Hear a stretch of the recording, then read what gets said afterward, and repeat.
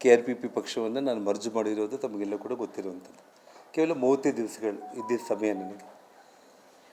ಅದರಲ್ಲೂ ಕೂಡ ಇಡೀ ರಾಜ್ಯಾದ್ಯಂತ 18 ಪಾರ್ಲಿಮೆಂಟ್ಗಳಲ್ಲಿ ನಾನು ಪ್ರಚಾರ ಮಾಡಿರೋಂಥದ್ದು. ಬಳ್ಳಾರಿಗೆ ಹೋಗಿ ಪ್ರಚಾರ ಮಾಡೋದಕ್ಕೆ ಅವಕಾಶ ಇಲ್ಲದೇ ಇರುವಂಥದ್ದು ಇಡೀ ಜಗತ್ತಿಗೆ ಗೊತ್ತಿರುವಂಥ ಒಂದು ವಿಚಾರ. ಬಳ್ಳಾರಿಗೆ ಬಿಟ್ಟು ಇಡೀ ರಾಜ್ಯದಲ್ಲಿ ಎಲ್ಲ ಕಡೆ ಓಡಾಡೋದಕ್ಕೆ ನನಗೆ ಅವಕಾಶ ಇತ್ತು. ಕೇವಲ ಕೋರ್ಟ್ ನಿರ್ಬಂಧ ಇರುವಂಥ ಆ ಸಂದರ್ಭದಲ್ಲಿ ಇವತ್ತು ನಾನು ಬಳ್ಳಾರಿಗೆ ಮೊನ್ನೆ ಸುಪ್ರೀಂ ಕೋರ್ಟ್ ಅನುಮತಿ ಕೊಟ್ಟು ಹೋದ ತಕ್ಷಣ ಸೊಂಡೂರು ಉಪಚುನಾವಣೆ ಬಂದಿರುವಂಥದ್ದು. ಆ ಸೊಂಡೂರು ಉಪಚುನಾವಣೆ ಸಂದರ್ಭದಲ್ಲಿ ಆ ಪಕ್ಷದ ಹಿರಿಯರು ಟಿಕೆಟ್ ವಿಚಾರದಲ್ಲಿ ನನ್ನ ಜೊತೆ ಮಾತಾಡುವಂಥ ಸಂದರ್ಭದಲ್ಲಿ ಪಕ್ಷದ ನಾಯಕರುಗಳಾದ ಸನ್ಮಾನ್ಯ ವಿಜೇಂದ್ರ ಅವರಿಗೆ ಮತ್ತು ಡೆಲ್ಲಿ ನಾಯಕರುಗಳೆಲ್ಲರೂ ಕೂಡ ಯಾರೇ ನನಗೆ ಕರೆ ಮಾಡಿದರೂ ಕೂಡ ನಾನು ಹೇಳಿದ್ದು ಒಂದೇ ಒಂದು ಮಾತು, ಪಕ್ಷ ಯಾರಿಗೇ ಟಿಕೆಟ್ ಕೊಟ್ಟರೂ ಕೂಡ ಅವ್ರ ಪರವಾಗಿ ಒಬ್ಬ ಸಾಮಾನ್ಯ ಕಾರ್ಯಕರ್ತನಾಗಿ ಪಕ್ಷಕ್ಕೋಸ್ಕರ ನಾನು ದುಡಿತೀನಿ, ಪಕ್ಷಕ್ಕೋಸ್ಕರ ಗೆಲ್ಲಿಸೋದಕ್ಕೆ ಪ್ರಾಮಾಣಿಕ ಪ್ರಯತ್ನ ನಾನು ಮಾಡ್ತೀನಿ ಅಂತೇಳಿ ಹೇಳಿದ್ದು. ಹಾಗಾಗಿ ಬಂಗಾರು ಹನುಮಂತು ವಿಷಯದಲ್ಲಿ ಟಿಕೆಟನ್ನು ಜನಾರ್ದನ್ ರೆಡ್ಡಿ ಅವರು ಇಸ್ಕೊಟ್ರು ಅನ್ನೋಂಥದ್ದು ಅಲ್ಲ. ಅದು ಎಸ್ ಟಿ ರಿಸರ್ವೇಷನ್ ಸೀಟ್ ಇತ್ತು, ಯಾರೋ ಒಬ್ಬ ಎಸ್ ಟಿಗೆ ಕೊಡಬೇಕಾಗಿತ್ತು. ಪಕ್ಷ ಬಂಗಾರು ಹನುಮಂತು ಅವ್ರಿಗೆ ಟಿಕೆಟ್ ಕೊಡಬೇಕು ಅಂತೇಳಿ ತೀರ್ಮಾನ ಮಾಡಿ, ನೀವು ಅಲ್ಲೇ ಸೊಂಡೂರಲ್ಲಿದ್ದು ಕೆಲಸ ಮಾಡಿ, ಪಕ್ಷಕ್ಕೋಸ್ಕರ ಕೆಲಸ ಮಾಡಿ ಅಂತೇಳಿ ನನಗೆ ಪಕ್ಷ ಆದೇಶ ಮಾಡಿದಾಗ ನಾನು ಹೋಗಿ ಕೆಲಸ ಮಾಡಿದೆ. ಈ ಒಂದು ಸಂದರ್ಭದಲ್ಲಿ ಅಲ್ಲಿ ಯಾರು ಏನು ಹೇಗೆ ಕೆಲಸ ಮಾಡಿದ್ರು ಅನ್ನೋದಲ್ಲ. ಅಲ್ಲಿ ಸನ್ಮಾನ್ಯ 83 ವಯಸ್ಸು ಇಳಿ ವಯಸ್ಸಲ್ಲಿ ಕೂಡ ಸನ್ಮಾನ್ಯ ಯಡಿಯೂರಪ್ಪ ಅವರು ಅಲ್ಲಿ ಬಂದು ಪ್ರಚಾರ ಮಾಡಿದರು. ನಮ್ಮ ಕರ್ನಾಟಕ ರಾಜ್ಯದ ಬಹುತೇಕ ಎಲ್ಲ ನಾಯಕರುಗಳು ಕೂಡ ಎಲ್ಲ ಹುದ್ದೆಗಳಲ್ಲಿ ಕೂಡ ಅಧಿಕಾರಿ ಇದ್ದಾಗ ಒಳ್ಳೆಯ ಹುದ್ದೆಗಳಲ್ಲಿ ಎಲ್ಲರೂ ಕೂಡ ಬಂದು ಪ್ರಚಾರ ಮಾಡಿದರು. ಅದರಲ್ಲಿ ನನ್ನೊಟ್ಟಿಗೆ ಶ್ರೀರಾಮುಲು ಅವರು ಕೂಡ ಚುನಾವಣಾ ಪ್ರಚಾರ ಪ್ರಾರಂಭ ಆದಮೇಲೆ ಒಂದು 3 ದಿವಸಗಳು ತಡವಾಗಿ ಬಂದರೂ ಕೂಡ 3 ದಿನ ತಡವಾಗಿ ಬಂದರೂ ಕೂಡ ಒಟ್ಟಿಗೆ ಪ್ರಚಾರಕ್ಕೆ ಅವರು ಕೂಡ ಬಂದು ಕೆಲಸ ಮಾಡಿದರು. ಒಂದು ವಿಷಯ ಏನಂತಂದರೆ, ಬೈ ಎಲೆಕ್ಷನ್ನಲ್ಲಿ ಸೋಲು ಯಾಕಾಗಿದೆ ಏನಾಗಿದೆ ಅನ್ನೋದಕ್ಕಿಂತನೂ ನಾನು ಎಲ್ಲಿ ಕೂಡ ಮಾಧ್ಯಮ ಸ್ನೇಹಿತರು ಯಾರೇ ಕೇಳಿದರೂ ಕೂಡ 4 ದಿನಗಳ ಕಾಲ ಈ ರಾಜ್ಯದ ಮುಖ್ಯಮಂತ್ರಿಗಳೇ ಅಲ್ಲಿ ಬಂದು ಕುಂತು ಪಂಚಾಯಿತಿ ಮಟ್ಟದಲ್ಲಿ ಅವರು ಹೋಗಿ ಪ್ರಚಾರ ಮಾಡಿ ಹಣ ಖರ್ಚು ಮಾಡಿ ಅಲ್ಲಿ BJP ಅಭ್ಯರ್ಥಿ ಸೋಲುವಂಥ ಒಂದು ಪರಿಸ್ಥಿತಿ ಬಂತು. ಇಲ್ಲಿ ಯಾವುದೇ ಒಂದು ವಿಚಾರದಲ್ಲಿ ಕೂಡ ಶ್ರೀರಾಮುಲು ಅವ್ರ ವಿಷಯದಲ್ಲಿ ನಾನು ಯಾವುದೇ ಪಕ್ಷದ ವರಿಷ್ಠರಿಗೆ ಅವ್ರ ಮೇಲೆ ಚಾಡಿ ಹೇಳುವಂಥ ಒಂದು ಅವಶ್ಯಕತೆ ನನಗಿದ್ದಿಲ್ಲ. ನಿನ್ನೆ ಶ್ರೀರಾಮುಲು ಅವರು ಮಾತಾಡ್ತಾ ನಮ್ಮ ಕುಟುಂಬಕ್ಕೆ ಮತ್ತು ನನ್ನ ಬಗ್ಗೆ ಈ ರೀತಿ ಎಲ್ಲ ಕೂಡ ಅವರು ಹೇಳಿ ಯಾಕೆ ಹಿಂಗೆ ಮಾಡ್ತಾ ಇದ್ದಾರೋ ಗೊತ್ತಾಗಲಿಲ್ಲ ಅಂತೇಳಿ ಹೇಳಿದರು. ತಮಗೆಲ್ಲ ಕೂಡ ಗೊತ್ತಿರೋ ವಿಷಯಗಳಾದರೂ ಕೂಡ ಒಂದೇನೆಂದರೆ, ಜನಾರ್ದನ್ ರೆಡ್ಡಿ ಶ್ರೀರಾಮುಲು ಅವ್ರ ಬಗ್ಗೆ ಹೇಗೆ ಏನು ಅನ್ನೋದನ್ನು ಅಖಂಡ ಬಳ್ಳಾರಿ ಜಿಲ್ಲೆ ಜನತೆಗೆ ಗೊತ್ತು. ಬಳ್ಳಾರಿಯಲ್ಲಿ ಪ್ರತಿಯೊಂದು ಮನೆಗೆ ತಾವು ಹೋದರೆ ಮಾಧ್ಯಮ ಸ್ನೇಹಿತರು ಕತೆಗಳಾಗಿ ಏನು ಬಳ್ಳಾರಿಯಲ್ಲಿ ಹೇಗೆ ಶ್ರೀರಾಮುಲು ಅವ್ರನ್ನ ಬೆಳೆಸಿದ್ದು ಜನಾರ್ದನ್ ರೆಡ್ಡಿ ಅನ್ನುವಂಥ ವಿಚಾರಗಳಾಗಿರ್ಬೋದು, ಬಳ್ಳಾರಿ ಜಿಲ್ಲೆ ಸುತ್ತಮುತ್ತಲಿನ ಜಿಲ್ಲೆಗಳಾಗಿರ್ಬೋದು, ಇಡೀ ಕರ್ನಾಟಕದ ಜನತೆಗೆ ಒಂದು ಮಾತಲ್ಲಿ ಹೇಳಬೇಕು ಅಂತಂದರೆ ಯಾವ ರೀತಿ ಏನು ಜನಾರ್ದನ್ ರೆಡ್ಡಿ ಅನ್ನೋ ವಿಷಯ ಗೊತ್ತು. ನನಗೆ ಬಹಳ ನೋವಿನ ಸಂಗತಿ ಅಂತಂದರೆ, ಆ ರೀತಿ ಹೇಳಿಕೆ ಕೊಡುವುದಕ್ಕೆ ಕಾರಣಗಳು ಬಹಳಷ್ಟಿದೆ. ಅದರಲ್ಲಿ 1-2 ವಿಚಾರಗಳನ್ನ ಮಾತ್ರ ನಾನು ನಿಮ್ಮ ಮುಂದೆ ಹೇಳೋದಕ್ಕೆ ನಾನು ಬಯಸ್ತೀನಿ. ಮೊದಲು ಶ್ರೀರಾಮುಲು ಚಿಕ್ಕ ಹುಡುಗರಿದ್ದಾಗಲಿಂದ ಎಲ್ಲೋ ಹಾದಿ ಬೀದಿಯಲ್ಲಿ ಹೋಗ್ತಾ ನೋಡೋದು, ಆಡ್ಕೊಳ್ಳೋದು ಅದು ಬೇರೆ.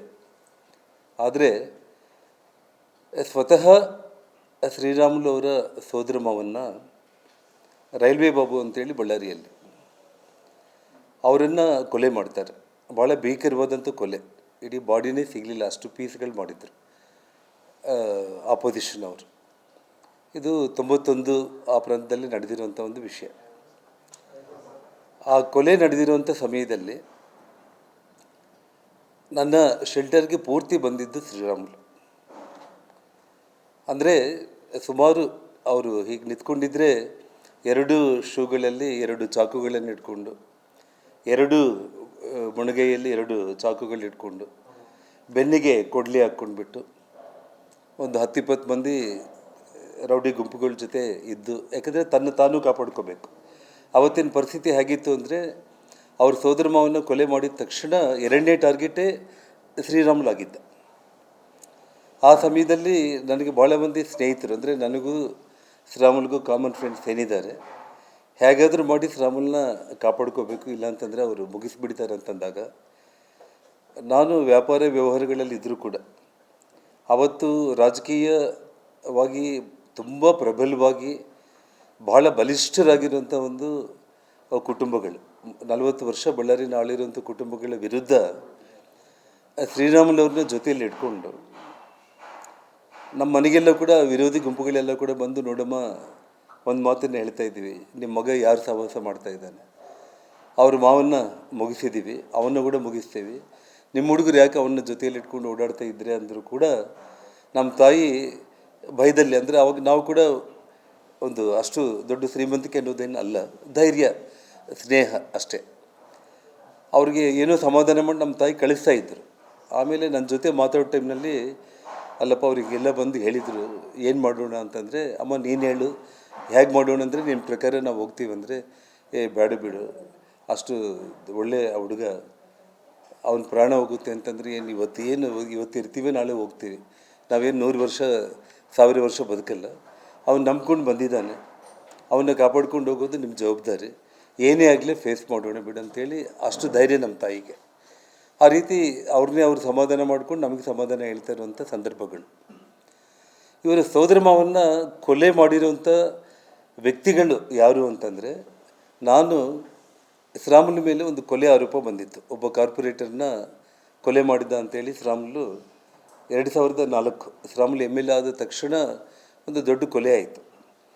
ಅವನು ಶ್ರೀರಾಮುಲಿಗೆ ಭಾಳ ವಿರೋಧ ಮಾಡ್ತಾ ಇದ್ದ, ಅವನು ಕೊಲೆ ಆಯಿತು. ಆ ಕೊಲೆ ಆರೋಪ ನೇರವಾಗಿ ಶ್ರೀರಾಮುಲು ಮೇಲೆ ಬಂತು. ಆ ಬಂದಾಗ ಕೂಡ ನಾನು ಪ್ರೆಸ್ ಮೀಟ್ ಮಾಡಿದೆ ಜಿಲ್ಲಾ BJP ಅಧ್ಯಕ್ಷನಾಗಿ. ಒಬ್ಬ ರಾಘವೇಂದ್ರ ಅಂತೇಳಿ,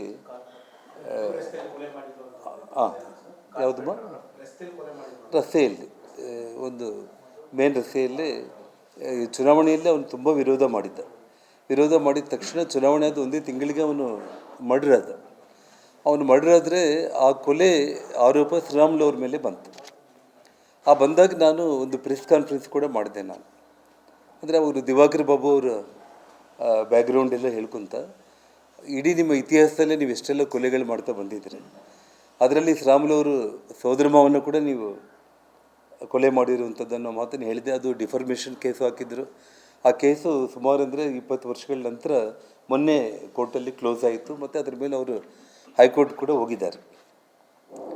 ಆ ಕೊಲೆಗೆ ಫೈನಾನ್ಸ್ ಮಾಡಿದ್ದು ಸೂರ್ಯನಾರಾಯಣ ರೆಡ್ಡಿ ಅಂತೇಳಿ. ಈ ವಿಷಯ ನಾನು ಹೇಳುವಂಥದ್ದಲ್ಲ, ಶ್ರೀರಾಮುಲು ಅವರು ನಮ್ಮ ಮಾವನ್ನು ಕೊಲೆ ಮಾಡಿಸಿದ್ದು ದಿವಾಕರ್ ಬಾಬು ಅವರು, ನಾರಾಯಣ ರೆಡ್ಡಿ ಅವರು ಸೇರಿ ಸಂಪೂರ್ಣವಾಗಿ ಹಣ ಒದಗಿಸಿದ್ದು ಸೂರ್ಯನಾರಾಯಣ ರೆಡ್ಡಿ. ಇವತ್ತು ಅವರೆಲ್ಲ ಕಾಂಗ್ರೆಸ್ ಪಕ್ಷದಲ್ಲಿದ್ದಾರೆ. ಇವತ್ತು ಅದೇ ನಮ್ಮ ಶ್ರೀರಾಮುಲು ಅವ್ರನ್ನ ಕೊಲೆ ಮಾಡಬೇಕು ಅಂತೇಳಿ ದಿನ ಬೆಳಿಗ್ಗೆ ಆದರೆ ಒಂದು ಗುಂಪನ್ನು ಕಟ್ಕೊಂಡು ತಾನೇ ಪ್ಲ್ಯಾನ್ಗಳೆಲ್ಲ ಮಾಡ್ಕೊತ ನಾಳೆ ನಾಡಿದ್ದು ಅಂತೇಳಿ ಪ್ಲ್ಯಾನ್ ಮಾಡ್ಕೊತ ಇದ್ದ. ಆ ಸಂದರ್ಭದಲ್ಲಿ ಒಂದಿನ ಅವನಿಗೆ ಒಂದು ಗಾಬರಿಯಲ್ಲಿ ಬಂದು ಹೇಳ್ದ, ನಾನು ನಿನ್ನ ಹತ್ರ ಹೇಳಲೇಬೇಕು ಜನಾರ್ದನ್, ನಾನಂತೂ ಅವ್ರನ್ನ ಸಾಯಿಸ್ತೀನಿ, ಬಿಡಲ್ಲ, ನಮ್ಮ ಮಾವನ್ನ ಸಾಯಿಸಿಬಿಟ್ರು, ಹಾಗೆ ಹೀಗೆ ಅಂತ ಹೇಳಿದಾಗ ಅವನಿಗೆ ನಾನು ಹೇಳಿದ್ದು ಒಂದೇ ಒಂದು ಮಾತು, ಯಾವತ್ತೂ ಕೂಡ ಒಂದು ಕ್ರೈಮಲ್ಲಿ ನಾವು ಇನ್ವಾಲ್ವ್ ಆಗಿದ್ದೀವಿ ಅಂತಂದರೆ ಇಡೀ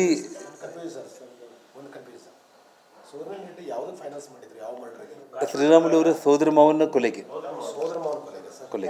ಅಂದರೆ ನಾನು ಕಾರ್ಪೊರೇಟ್ರು ಕೊಲೆ ಆದಾಗ ಪ್ರೆಸ್ ಕಾನ್ಫರೆನ್ಸ್, ಅಂದರೆ ಶ್ರೀರಾಮುಲು ಮೇಲೆ ಕೊಲೆ ಆರೋಪ ಬಂದಾಗ ನೀವು ಕೊಲೆಗಡಕರು ಅಂತೇಳಿ ಅವ್ರ ಮೇಲೆ ನಾನು ಪ್ರೆಸ್ ಕಾನ್ಫರೆನ್ಸ್ ಮಾಡಿದ್ದೆ. ನಾನು ಶ್ರೀರಾಮುಲು ಪರವಾಗಿ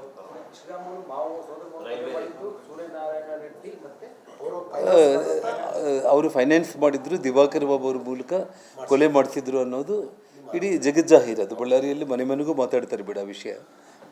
ಶ್ರೀರಾಮುಲು ಏನಂತಂದರೆ, ನಾರಾಯಣ ರೆಡ್ಡಿನ ನಾನು ಬಿಡಲ್ಲ, ಯಾವುದೇ ಕಾರಣಕ್ಕೂ ನಾನಂತೂ ಅವನ್ನ ಸಾಯಿಸಲೇಬೇಕು ಅಂತೇಳಿ ಓಡಾಡುವಂಥ ಸಂದರ್ಭದಲ್ಲಿ ನಾನು ಅವನು ಕರೆದು ರಾಮಾಯಣ ಮಹಾಭಾರತಗಳು ಪುರಾಣಗಳು ಎಲ್ಲದನ್ನು ಕೂಡ ಹೇಳಿ ಸನ್ಮಾರ್ಗದಲ್ಲಿ ತೊಗೊಂಡು ಬಂದಿದ್ದೆ, ನಂದೇನಾದರೂ ತಪ್ಪಾಯಿತಾ ಅನ್ನೋದು ಇವತ್ತು ನನಗೆ ಅನ್ನಿಸ್ತಾ ಇರುವಂಥದ್ದು. ಅಂದರೆ ಒಂದು ಸಲ ಕ್ರೈಮಲ್ಲಿ ನೀನು ಇನ್ವಾಲ್ವ್ ಆದೆ ಅಂತಂದರೆ ಬೆಳೀಲಿಕ್ಕಾಗಲ್ಲ. ನಿನ್ನ ಒಬ್ಬ ಆನೆ ರೀತಿಯಲ್ಲಿ ನಾವು ಬೆಳೆಸಿ ಅವ್ರು ನಿನ್ನ ಕಣ್ಮುಂದೆ ಇರುವೆಗಳ ಥರ ಕಾಣಬೇಕು ನಿನಗೆ. ಅದು ಜಗತ್ತು ಮೆಚ್ಕೊಳ್ಳುವಂಥ ಕೆಲಸ ಆಗುತ್ತೆ. ಯಾವಾಗಲಾದರೂ ಕೂಡ ಒಬ್ಬ ಮನುಷ್ಯನ ಪ್ರಾಣನ ತೆಗಿಬೇಕು ಅಂತಂದರೆ ಭಗವಂತ ಪ್ರಾಣ ಕೊಡ್ತಾನೆ, ಭಗವಂತನೇ ಪ್ರಾಣ ತಗೊಂಡು ಹೋಗಬೇಕು. ನಾವು ಒಬ್ಬ ಮನುಷ್ಯನ ಕೊಲೆ ಮಾಡೋದಂತೆಲ್ಲ ಅವ್ರು ಮಾಡ್ಕೊಂಡಿರೋದು ಪಾಪ, ಆ ಕರ್ಮ ಅವ್ರು ಅನುಭವಿಸ್ತಾರೆ. ನೀನು ಮತ್ತೆ ಇನ್ನೊಂದು ತಲೆ ಮೇಲೆ ನೀನು ಹಾಕ್ಕೋಬಾರ್ದು ಅಂತೇಳಿ ಒಳ್ಳೆ ಮಾತುಗಳಿಂದ ಅವನ್ನ ಸನ್ಮಾರ್ಗದಲ್ಲಿ ನಾವು ಏನು ತೊಗೊಂಡು ಬಂದಿದ್ದೀವಲ್ಲ, ಅದು ಜನಾರ್ದನ್ ರೆಡ್ಡಿ ಅವ್ರ ಕುಟುಂಬಕ್ಕೆ ಮಾಡಿರೋಂಥ ಅನ್ಯಾಯ ಅಂತೇಳಿ ಮೊದಲನೇದು. ಮಾಡ್ತೀವಿ ಅಂತೇಳಿ ಅವರು ಸತತವಾಗಿ ಅವ್ರ ಇಡೀ ಕುಟುಂಬ ಪ್ಲ್ಯಾನ್ ಮಾಡ್ತಾನೆ ಇದ್ದರು ನಿರಂತರವಾಗಿ. ನನ್ನ ಹತ್ರ ಇನ್ನೇನು ಫೈನಲ್ ಆಯಿತು ಎಲ್ಲ ಮಾಡ್ಕೊಂಬಿಟ್ರು. ಇನ್ನೇನಿನ್ನು ನಾಳೆ ನಾಡಿದ್ರಲ್ಲಿ ಇನ್ನು ಕರೆಕ್ಟಾಗಿ ಇನ್ನು ಮುಗಿಸ್ತಾರೆ ಅನ್ನೋ ಸಂದರ್ಭದಲ್ಲಿ ಅವರ ಬ್ರದರ್ಸ್ನಲ್ಲಿ ಒಬ್ಬರು ನನಗೆ ಅವ್ರ ದೃಷ್ಟಿಗೆ ತಗೊಂಡೋಗಿಲ್ದಂಗೆ ನಾವೇನಾದರೂ ಮಾಡಿದ್ರೆ ನಮಗೆ ರಕ್ಷಣೆ ಸಿಗಲ್ಲ ಅಂತೇಳಿ ನನ್ನ ಹತ್ರ ಬಂದಾಗ, ಭಗವಂತ ಅಟ್ಲೀಸ್ಟ್ ನಿಮಗೆ ಒಳ್ಳೆ ಬುದ್ಧಿ ಕೊಟ್ಟು ನನಗೆ ಹೇಳಿದ್ದೀರ ಅಂತೇಳಿ ನಾವೆಲ್ಲ ನಮ್ಮ ತಾಯಿ ನಾವೆಲ್ಲ ಕೂಡಿಸಿ ಎಲ್ಲ ವಿಚಾರಗಳನ್ನ ಹೇಳಿ, ನಾವೆಲ್ಲ ಪುರಾಣಗಳಲ್ಲಿ ಯಾವ ರೀತಿ ನಾವು ತಪ್ಪು ಮಾಡಿದರೆ ಆ ತಪ್ಪು ನಮ್ಮನ್ನು ಹೆಂಗೆ ಹಿಂಬಾಲಿಸುತ್ತೆ, ಇನ್ನೊಬ್ಬರು ಮಾಡಿದ್ದು ನಾವು ಮಾಡೋದು ಬೇಡ ಅಂತೇಳಿ ಅವನ್ನ ನಾವು ಒಳ್ಳೆ ಮಾರ್ಗದಲ್ಲಿ ಕರ್ಕೊಂಡು ಬಂದು ಒಳ್ಳೆ ರೀತಿಯಲ್ಲಿ ಪ್ರೊಜೆಕ್ಟ್ ಮಾಡಿ ಈ ಮಟ್ಟಕ್ಕೆ ಬೆಳೆಸಿತ್ತು. ಒಂದು. ಎರಡನೇ ವಿಚಾರ, ಮುನ್ಸಿಪಲ್ ಕೌನ್ಸಿಲರ್ ಆಗಿ ಕಾಂಗ್ರೆಸ್ ಪಕ್ಷದಲ್ಲಿ ಅವನು ಗೆದ್ದಿದ್ದು ಫಸ್ಟ್. ಆ ಗೆದ್ದ ಸಂದರ್ಭದಲ್ಲಿ 99ರಲ್ಲಿ ಅದೇ ದಿವಾಕರ್ ಬಾಬು ಅವ್ರ ಮೇಲೆ MLA ಟಿಕೆಟ್ಗೆ ಪ್ರಯತ್ನ ಮಾಡ್ತಾನೆ ಕಾಂಗ್ರೆಸ್ ಪಾರ್ಟಿಯಲ್ಲಿ. ನಾನು ಅವ್ನಿಗೆ ಹೇಳಿದೆ, ನಾವು BJPಯಲ್ಲಿ ಇದ್ದೀವಿ, ನಾವು ನಮ್ಮ ಸಹೋದರೆಲ್ಲರೂ ಕೂಡ. ಸ್ನೇಹ ಬೇರೆ, ರಾಜಕೀಯ ಬೇರೆ. ನೀನು BJPಗೆ ಬಂದು ಕಂಟೆಸ್ಟ್ ಮಾಡಿದ್ರೆ ನಾವು ಬಹಿರಂಗವಾಗಿ ನಿನಗೋಸ್ಕರ ಬರ್ಬೋದು. ಇಲ್ಲ ಅಂತಂದರೆ ಯಾವತ್ತೂ ಕೂಡ ನಾವು ನಿನ್ನ ಪರವಾಗಿ ಬಂದು ಮಾಡಲಿಕ್ಕೆ ಆಗಲ್ಲ. ಒಂದು ವೇಳೆ ಕಾಂಗ್ರೆಸ್ ಟಿಕೆಟ್ ಅಪ್ಪಿದಪ್ಪಿ ನೀನು ಕೊಟ್ಟರು ಕೂಡ ಕೊಡಲ್ಲ, ಅವರು ನೀನು ಕೊಟ್ಟರು ಕೂಡ ಆಗಲ್ಲ ಅಂತೇಳಿ. ಆವಾಗೇ ನಾನು ಅವನ್ನ ಕನ್ವಿನ್ಸ್ ಮಾಡಿ ಯಡಿಯೂರಪ್ಪ ಅವ್ರ ಹತ್ರ ಕರ್ಕೊಂಡು ಬಂದು 1999ರಲ್ಲಿ ಸುಷ್ಮಾ ಸ್ವರಾಜ್ ಅವ್ರು ನಿಂತಾಗ MLA ಟಿಕೆಟ್ ಇಸ್ಕೊಡೋ ಟೈಮ್ನಲ್ಲಿ ಕೂಡ ಅವನು 2 ಕಣ್ಣಲ್ಲಿ ನೀರು ಹಾಕ್ದ. ಯಡಿಯೂರಪ್ಪ ಅವರು ಕನ್ಫ್ಯೂಸ್ ಆದರು, ಏನು ಜನಾರ್ದನ್ ಯಾಕೆ ಕಣ್ಣಲ್ಲಿ ನೀರು ಹಾಕ್ತಾ ಇದ್ದಾನೆ ಅಂದರೆ, ನಾನು ಹೇಳಿದೆ ಸ್ವಲ್ಪ ಭಾವನಾತ್ಮಕವಾಗಿ ಕಣ್ಣಲ್ಲಿ ನೀರು ಬಂದಿರಬೇಕು ಅಂತೇಳಿ. ಆದರೆ ಅವನು ಕಾಂಗ್ರೆಸ್ ಬಿಟ್ಟು BJP ಟಿಕೆಟ್ ತೊಗೊಳ್ತಾ ಇದ್ದೀವಿ, ಆ ಸಿಂಬಲೇ ನಮ್ಮ ಬಳ್ಳಾರಿಯಲ್ಲಿ ಗೊತ್ತಿಲ್ಲಲ್ಲ ಜನಗಳಿಗೆ, ನಾನು ಹೇಗೆ ಗೆಲ್ತೀನಿ ಅನ್ನೋ ಭಯದಲ್ಲಿ ಕಣ್ಣೀರು ಹಾಕಿದ್ದವನು. ಆಯಿತು. ಆಮೇಲೆ ಅವತ್ತು ಸೋತಿರ್ಬೋದು, ಮತ್ತು 2004ರಲ್ಲಿ ಮತ್ತೆ MLA ಆಗಿ ಮಾಡಿರುವಂಥ ಒಂದು ವಿಚಾರ ಇರ್ಬೋದು. ಆನಂತರ ಕೊಯ್ಲೇಷನ್ ಗೌರ್ಮೆಂಟು ಬರೋ ಸಂದರ್ಭದಲ್ಲಿ ಸನ್ಮಾನ್ಯ ಯಡಿಯೂರಪ್ಪ ಅವರು ಬೆಳಿಗ್ಗೆ 5:05ವರೆಗೆ ಮನೆಗಿಲ್ಲಿ ಇದೇ ಅಪಾರ್ಟ್ಮೆಂಟ್ಗೆ ಮನುಷ್ಯನ ಕರೆಸಿ ಜನಾರ್ದನ್ ಬರಲಿಕ್ಕೆ ಹೇಳು ಅಂತೇಳಿ. ಜನಾರ್ದನ್ ನೀನು ಕೂಡ ನಾಳೆ ನಮ್ಮ ಜೊತೆಯಲ್ಲಿ ಪ್ರಮಾಣ ವಚನ ಮಾಡ್ತೀಯ ಅಂತ ಹೇಳಿದರು. ಆವಾಗೊಂದು ಮಾತು ಹೇಳಿದೆ, ಸರ್ ನನ್ನ ವ್ಯಾಪಾರ ವ್ಯವಹಾರಗಳೇ ನನಗೆ ಜಾಸ್ತಿ, ನಾನು ನ್ಯಾಯ ಮಾಡಲಿಕ್ಕಾಗಲ್ಲ, ಮತ್ತು ಸದ್ಯಕ್ಕೆ ಇನ್ನೂ ಬೆಳೀತಾ ಇದ್ದೀವಿ ನಾವು, ದಯಮಾಡಿ ನೀವೇನು ತಪ್ಪು ತಿಳ್ಕೊಳ್ಳೋಕೆ ಹೋಗಬೇಡಿ. ರಾಜಕೀಯ ಅಂತಂದರೆ ನಾವು ಶ್ರೀರಾಮುಲನ್ನ ಜಾತಿಯಿಂದ ಸ್ನೇಹ ನಾವು ಮಾಡಿರೋರಲ್ಲ. ಶ್ರೀರಾಮುಲನ್ನ ನಾವು ಜಾತಿಯಿಂದ ನಾವು ಸ್ನೇಹ ಮಾಡಿಲ್ಲ. ಸ್ನೇಹ ಅನ್ನೋದಕ್ಕೆ ಜಾತಿನೇ ಬರೋದಿಲ್ಲ ಸಲ್ಲ. ಆದರೆ ರಾಜಕೀಯವಾಗಿ ಒಂದು ಜಾತಿ ಅನ್ನೋದು ಬರುತ್ತೆ. ಹಾಗಾಗಿ ಆ ವಾಲ್ಮೀಕಿ ಜನಾಂಗಕ್ಕೆ ಸಂಬಂಧಪಟ್ಟಿರೋ ಶ್ರೀರಾಮುಲನ್ನ ನೀವು ನಿಮ್ಮ ಜೊತೆಯಲ್ಲಿ ಮಂತ್ರಿ ಮಾಡಿಕೊಳ್ಳೋದ್ರಿಂದ ಮುಂದೆ ಭಾರತೀಯ ಜನತಾ ಪಕ್ಷಕ್ಕೆ ಅನುಕೂಲ ಆಗುತ್ತೆ. ಸೊ ನನ್ನ ಬದಲು ಶ್ರೀರಾಮುಲನ್ನ ಮಂತ್ರಿ ಮಾಡಿ ಅಂತ ಹೇಳಿದ್ದು ನಾನು ಶ್ರೀರಾಮುಲ್ಗೆ ಮಾಡಿರುವಂಥ ಇನ್ನೊಂದು ದ್ರೋಹ. ಜೊತೆಗೆ ನಿಮಗೆ 2000 ಇನ್ನು ಮಧ್ಯದಲ್ಲಿ ಭಾಳಷ್ಟು ಇದ್ದಾವೆ, ಅವೆಲ್ಲ ಕೂಡ ನಾನು ಸಮಯ ಸಂದರ್ಭ ಬಂದಾಗ ಇನ್ನೂ ಭಾಳ ವಿಚಾರಗಳು ಹೇಳೋದಿದೆ. 3-4 ವಿಚಾರಗಳು ಮಾತ್ರ ನಾನು ಹೇಳಬೇಕಾಗುತ್ತೆ. 2018ರಲ್ಲಿ ಬಳ್ಳಾರಿ ಗ್ರಾಮೀಣದಲ್ಲಿ ಸೋಲ್ತೀನಿ ಅನ್ನೋ ಭಯದಲ್ಲಿ ಮೊಳಕಾಲ್ಮೂರು ಕಾನ್ಸ್ಟಿಟ್ಯೂನ್ಸಿನ ಶ್ರೀರಾಮುಲು ಅವರು ಸೆಲೆಕ್ಟ್ ಮಾಡಿಕೊಂಡಾಗ, ಯಾಕೆಂದರೆ ನಾನು ಬಳ್ಳಾರಿ ಜಿಲ್ಲೆಗೆ ಹೋಗೋಂಗಿಲ್ಲ, ಸೊ ಚಿತ್ರದುರ್ಗದ ಮೊಳಕಾಲ್ಮೂರಲ್ಲಿ ಸೆಲೆಕ್ಟ್ ಮಾಡಿಕೊಂಡು ನನ್ನ ಸಹಾಯ ತಗೋಬೋದು ಅನ್ನೋ ಒಂದು ಕಾರಣಕ್ಕೆ ತಗೊಂಡ್ರು. ಆದರೆ ನನಗೆ ಪಕ್ಷದ ನಾಯಕರುಗಳು ಪಕ್ಷದಲ್ಲಿ ನನಗೆ ಸುಮಾರು, ಅಂದರೆ ನನ್ನ ಪಾರ್ಟಿಯಲ್ಲಿ ಇರದೇ ಇರುವಂಥ ಸಂದರ್ಭ, ಮತ್ತು ನಿಮಗೆಲ್ಲ ಆ ಸಂದರ್ಭದಲ್ಲಿ ನನ್ನ ಪಾರ್ಟಿಯಲ್ಲಿ ಇನ್ವಾಲ್ವ್ ಮಾಡ್ಕೊಳ್ಳೋದಕ್ಕೆ ಆಗಲಿಲ್ಲ. ಆ ಸಂದರ್ಭದಲ್ಲಿ ಇವನಿಗೆ ಬಾದಾಮಿ ಟಿಕೆಟ್ ಕೂಡ ಕೊಟ್ಟರು. ಕೊಟ್ಟಾದ ನಂತರ ಮೊಳಕಾಲ್ಮೂರಲ್ಲಿ ತಾನು ತನ್ನ ಹೆಂಡತಿ ಜೊತೆಯಲ್ಲಿ ಕುಟುಂಬದ ಜೊತೆಯಲ್ಲಿ ಮೊಳಕಾಲ್ಮೂರು ನಾಯಕನಹಟ್ಟಿ ತಿಪ್ಪೇಸ್ವಾಮಿ ದರ್ಶನಕ್ಕಂತ ಹೋದಾಗ, ಅಲ್ಲಿ ತಿಪ್ಪೇಸ್ವಾಮಿ ಅನ್ನುವಂಥ ಒಬ್ಬ ವ್ಯಕ್ತಿ ಆಲ್ರೆಡಿ ಸಿಟ್ಟಿಂಗ್ MLA ಆಗಿದ್ದಂಥವರು ತನಗೆ BJP ಟಿಕೆಟ್ ಮಿಸ್ ಮಾಡಿ ಶ್ರೀರಾಮುಲು ಇಲ್ಲಿಗೆ ಬಂದು ಕಂಟೆಸ್ಟ್ ಮಾಡ್ತಾ ಇದ್ದಾರೆ ಅಂತೇಳಿ ಚೊಪ್ಲಿಗಳು, ಕಲ್ಲು, ಪೊರಿಕೆ ಎಷ್ಟೆಲ್ಲ ಇದ್ದಾವೆ ಅಷ್ಟೆಲ್ಲ ತಗೊಂಡು ಅವ್ರ ಮೇಲೆ ದಾಳಿ ಮಾಡಿದಾಗ 300 ಮಂದಿ ಪೊಲೀಸರಿದ್ದರೂ ಕೂಡ ರಕ್ಷಣೆ ಮಾಡಲಿಕ್ಕೆ ಆಗಲಿಲ್ಲ. ಇವ್ರ ಕಾರೆಲ್ಲ ಪುಡಿ ಪುಡಿ ಮಾಡಿ ಇಡೀ ಎಲ್ಲ ಟಿ ವಿ ಚಾನೆಲ್ಗಳಲ್ಲಿ ಅವತ್ತು ಆ ಸುದ್ದಿ ಬಿಟ್ಟರೆ ಬೇರೆ ಸುದ್ದಿನೇ ಇದ್ದಿಲ್ಲ. ಅದು ನೋಡಿದ ತಕ್ಷಣ ನನಗೆ ತಡ್ಕೊಳ್ಳೋಕ್ಕಾಗಲಿಲ್ಲ.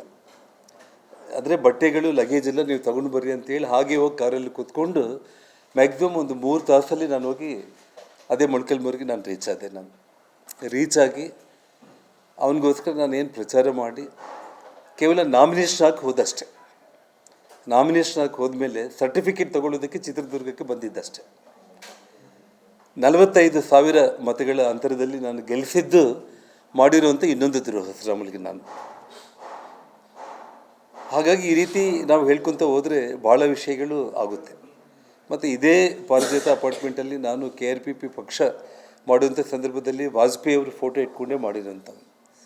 ರಕ್ತದ ಕಣಕಣದಲ್ಲಿ ಕೂಡ ಭಾರತೀಯ ಜನತಾ ಪಕ್ಷ ಇದ್ದರೂ ಕೂಡ ಅನಿವಾರ್ಯವಾಗಿ ಹೆಜ್ಜೆ ಹೊರಗಡೆ ಇಡುವಂಥ ಪರಿಸ್ಥಿತಿ ಬಂದಿದೆ ಅಂತ ಹೇಳ್ತಾ ಅವತ್ತು ಸ್ಪಷ್ಟವಾಗಿ ಹೇಳಿದ್ದೆ, ಯಡಿಯೂರಪ್ಪ ಅವ್ರಿಗೆ ಇವತ್ತು ಕೂಡ ಒಂದು ತಂದೆ ಅನ್ನುವಂಥ ಸ್ಥಾನ, ಆ ಗೌರವನೇ ನಾನು ಕೊಡ್ತೇನೆ.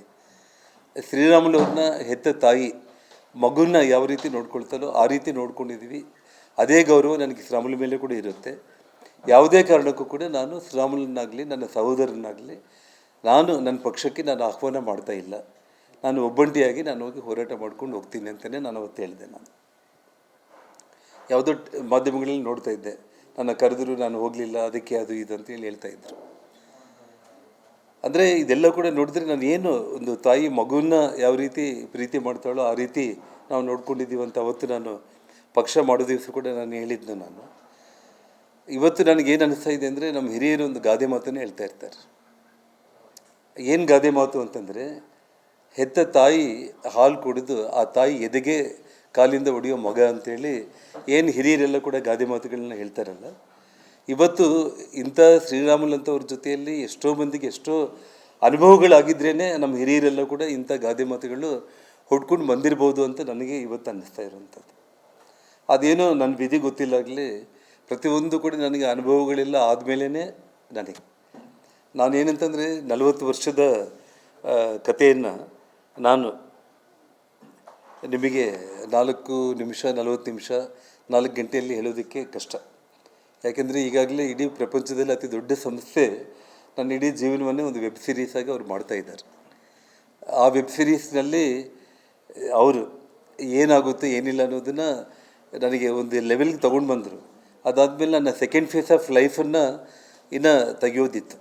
ಸೊ ಹಾಗಾಗಿ ಮುಂದೆ, ಯಾಕೆಂದರೆ ಇದಕ್ಕೆ ಸುಮಾರು ಸೀಸನ್ಗಳೇ ಬೇಕು. 40 ವರ್ಷದಂದರೆ ಭಾಳ ಸೀಸನ್ಗಳು ಬೇಕು. ಇವತ್ತು ಲೈಫಲ್ಲಿ ನನಗೆ ಪ್ರತಿಯೊಂದು ಕೂಡ ಸ್ವತಃ ಅನುಭವಗಳು ಆದಮೇಲೇ ಎಲ್ಲ ಕೂಡ ಗೊತ್ತಾಗುತ್ತೆ. ಶ್ರೀರಾಮುಲು ಅವರು ಪಕ್ಷ ಬಿಟ್ಟು ಹೋಗ್ತೀನಿ ಅಂತಂದರೆ ಅವ್ರಿಗೇನು ಇದೇನು ಹೊಸದೇನಲ್ಲ. ಯಾವ ರೀತಿ ಈ ಹಿಂದೆ BSR ಪಕ್ಷ ಮಾಡುವಂಥ ಸಂದರ್ಭದಲ್ಲಿ ಅವನಿಗೆ ನಾನು ಕರೆದು ಮನೆಗೆ ಒಂದೇ ಮಾತನ್ನು ಹೇಳಿದೆ, ಇವಾಗ ಕಾಂಗ್ರೆಸ್ ಪಕ್ಷದವರು ನಮ್ಮ ಬೆನ್ನ ಹಿಂದೆ ಬಿದ್ದಿದ್ದಾರೆ. ಯಾವ ಕ್ಷಣದಲ್ಲಾದರೂ ಕೂಡ CBI ನನ್ನ ಬಂಧನ ಮಾಡುತ್ತೆ. ಈ ಸಮಯದಲ್ಲಿ ನೀನು ಪಕ್ಷ ಮಾಡಿ ಪಕ್ಷ ನಿನಗೆ ಮಂತ್ರಿ ಸ್ಥಾನ ಸದಾನಂದ ಗೌಡ್ರನ್ನ CM ಮಾಡಿದಾಗ ಕೊಡಲಿಲ್ಲ ಅನ್ನೋ ಕಾರಣಕ್ಕೆ ಪಕ್ಷ ಮಾಡೋದು ಬೇಡ. ತುಂಬ ಪೇಷನ್ಸಿಂದ ಇರೋಣ, ನಮ್ಮ ಕಷ್ಟಗಳು ಭಾಳ ಕಷ್ಟಗಳಿದ್ದಾವೆ, ಸ್ವಲ್ಪ ತಾಳ್ಮೆಯಿಂದ ಇರೋಣ ಅಂತೇಳಿ ಹೇಳಿದರು ಕೂಡ ಇಲ್ಲ ಅಂತೇಳಿ 1 ತಿಂಗಳು ಟೈಮ್ ಕೊಟ್ಟೆ. ನಾನು ಇನ್ನೂ ಯೋಚನೆ ಮಾಡಿ ಇವಾಗ ಆವೇಶದಲ್ಲಿ ಡಿಸಿಷನ್ ತೊಗೊಳ್ಳೋದು ಬೇಡ ಅಂತೇಳಿ. ಹೌದು, ಕರೆಕ್ಟಾಗಿ ಅವ್ನು ಸೆಪ್ಟೆಂಬರ್ 5ನೇ ತಾರೀಕು ಇಲ್ಲಿಗೆ ಬಂದು ರಾಜೀನಾಮೆ ಕೊಡಲಿಕ್ಕೆ ಬಂದ.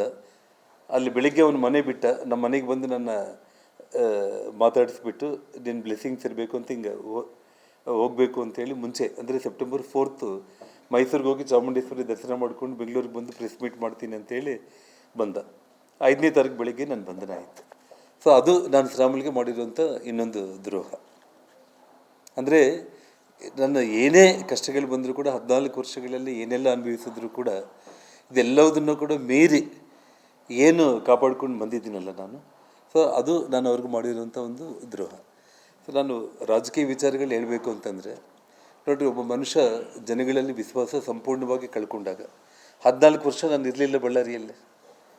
14 ವರ್ಷ ನಾನು ಬಳ್ಳಾರಿಯಲ್ಲಿ ಇಲ್ಲದೇ ಇರುವಂಥ ಸಂದರ್ಭದಲ್ಲಿ ಜನಗಳ ಪ್ರೀತಿ ಎಷ್ಟು ದೊಡ್ಡ ಮಕ್ಕೆ ಬೆಳೆಸ್ಕೋಬೇಕಾಗಿತ್ತು, ಜನರ ವಿಶ್ವಾಸ ಎಷ್ಟು ಗಳಿಸ್ಕೋಬೇಕಾಗಿತ್ತು.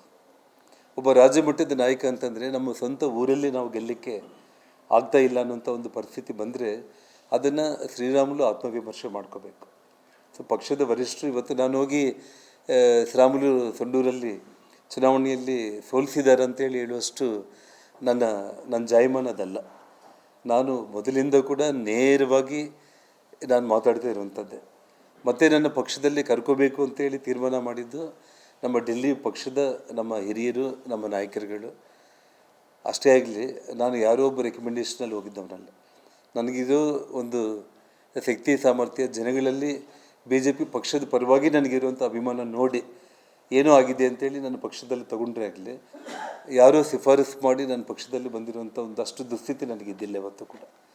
ನನ್ನ ಕೈಯಲ್ಲಿ ಬೆಳೆದಿರೋನ ಸಹಾಯ ತಗೊಂಡು ನಾನು ಮೆಟ್ಲೇರಬೇಕು ಅನ್ನುವಂಥ ವ್ಯಕ್ತಿ ನಾನಲ್ಲ. ಶಕ್ತಿ ಇಲ್ಲ ಅಂತಂದರೂ ಕೂಡ ಬೇಕಾದರೆ ಕಟ್ಗೆ ಇಟ್ಕೊಂಡಾದರೂ ನಾನು ಪಾರ್ಟಿಗೆ ಹತ್ತಿನಾಗಲಿ, ನಾನು ಅಷ್ಟು ನಿಸ್ಸಹಾಯಕ ನಾನು ಯಾವತ್ತೂ ಕೂಡ ನಾನಲ್ಲ. ಇವತ್ತೇನಾಗಿದೆ ಅಂತಂದರೆ ಅವರಿಗೆ ಎಲ್ಲೋ ಒಂದು ಕಡೆ ಇನ್ಸೆಕ್ಯೂರಿಟಿ ಏನಂತಂದರೆ, ಜನಾಂಗದಲ್ಲಿ ಬೇರೆಯವರು ಯಾರಾದರೂ ಬೆಳೀತಾ ಇದ್ದರೆ ಇವತ್ತು ಎಲ್ಲ ಕಾನ್ಸ್ಟಿಟ್ಯೂನ್ಸಿಗಳಲ್ಲಿ ವಾಲ್ಮೀಕಿ ಜನಾಂಗದವರು ಸೋತಿದ್ದಾರೆ. ಈ ನಮ್ಮ ಕಲ್ಯಾಣ ಕರ್ನಾಟಕ ಭಾಗದಲ್ಲಿ ಏನಾದರೂ ಒಬ್ಬ ಗೆದ್ದುಬಿಟ್ರೆ ನನ್ನ ಅಸ್ತಿತ್ವ ಹೋಗುತ್ತೆ ಅನ್ನೋ ಭಯದಲ್ಲಿ ಅವ್ರು ಏನು ತಪ್ಪುಗಳು ಮಾಡ್ಕೊಂಡಿದ್ದಾರೆ ಅದು ನನಗೂ ಗೊತ್ತಿಲ್ಲ. ಹನುಮಂತ ಅವರು ಏನೋ ಒಂದು ಸಭೆ ಮಾಡಿ ಮೀಟಿಂಗಲ್ಲಿ ಮಾತಾಡ್ತಾ ಇದ್ದಿದ್ದು ಯಾರೋ ವಿಡಿಯೋ ತೆಗೆದು ಮಾಧ್ಯಮಗಳಿಗೆಲ್ಲ ಕೊಟ್ಟಿದ್ದು ನಾನು ನೋಡಿದೆ. ಇವತ್ತು ಪಕ್ಷಕ್ಕೆ ತಂದೆಯಾಗಿರುವಂಥ ಒಂದು ಇಡೀ ಪ್ರಪಂಚದಲ್ಲೇ ಭಾರತೀಯ ಜನತಾ ಪಕ್ಷ ಅತಿ ಹೆಚ್ಚು ಮೆಂಬರ್ಶಿಪ್ ಇರುವಂಥ ಒಂದು ಪಾರ್ಟಿ. ಪಕ್ಷಕ್ಕೆ ತಂದೆಯಾಗಿರುವಂಥ ಇಂಟೆಲಿಜೆನ್ಸ್ ರಿಪೋರ್ಟ್ಸ್ ಎಲ್ಲವೂ ಕೂಡ ಇರುತ್ತೆ. ಅದರ ಆಧಾರದ ಮೇಲೆ ಅವ್ರು ಏನು ಕೇಳಿದ್ದಾರೆ, ಇವರು ಏನು ಹೇಳಿದ್ದಾರೆ ಅನ್ನೋದು ನನಗೂ ಗೊತ್ತಿಲ್ಲ ಸರ್. ಅಷ್ಟೇ ಆಗಲಿ, ಜನಾರ್ದನ್ ರೆಡ್ಡಿ ಹೇಳಿದ ತಕ್ಷಣ ಅಲ್ಲ, ಇವತ್ತು ಒಂದು ಬೂತ್ಗೆ 40-50 ಮಂದಿ ಕಾರ್ಯಕರ್ತರು ಇರ್ತಾರೆ. BJPಗೆ ಮತ ಹಾಕುವಂಥ ಮತದಾರರು ಇರ್ತಾರೆ, ಲಕ್ಷಾಂತರ ಜನಗಳು. ಅವರ ಅಭಿಪ್ರಾಯಗಳನ್ನ ಪಕ್ಷ ನಾಯಕರುಗಳು ನಮ್ಮ ಸನ್ಮಾನ್ಯ ಸದಾನಂದ ಗೌಡರ ನೇತೃತ್ವದಲ್ಲಿ ಒಂದು ಕಮಿಟಿ ರಚನೆ ಮಾಡಿ ಅಲ್ಲಿಗೆ ಹೋಗಿ ಎಲ್ಲ ಕಾರ್ಯಕರ್ತರ ಹತ್ರ ಕೂಡ ಅವ್ರು ಮಾಡಿ ಒಂದು ರಿಪೋರ್ಟನ್ನು ತಗೊಂಡಿದ್ದಾರೆ. ಯಾವ ಆಧಾರದ ಮೇಲೆ ನಾಯಕರುಗಳು ಅವ್ರನ್ನ ಯಾವ ಪ್ರಶ್ನೆ ಕೇಳಿದಾರೋ ನನಗಂತೂ ಗೊತ್ತಾಗಲಿಲ್ಲ. ಆದರೆ ಮಾಧ್ಯಮಗಳಲ್ಲಿ ಇಷ್ಟೆಲ್ಲ ಗೊಂದಲ ಮಾಡಿಕೊಂಡು ಯಾರೋ ಒಬ್ಬರ ಮೇಲೆ ಈ ರೀತಿ ಆರೋಪ ಮಾಡೋದ್ರಿಂದ ನಾನು ಶ್ರೀರಾಮುಲುಗೆ ತಮ್ಮ ಮೂಲಕ ನಾನು ಹೇಳೋದು ಕೊನೆಗೆ ಒಂದೇ ಒಂದು ವಿಷಯ.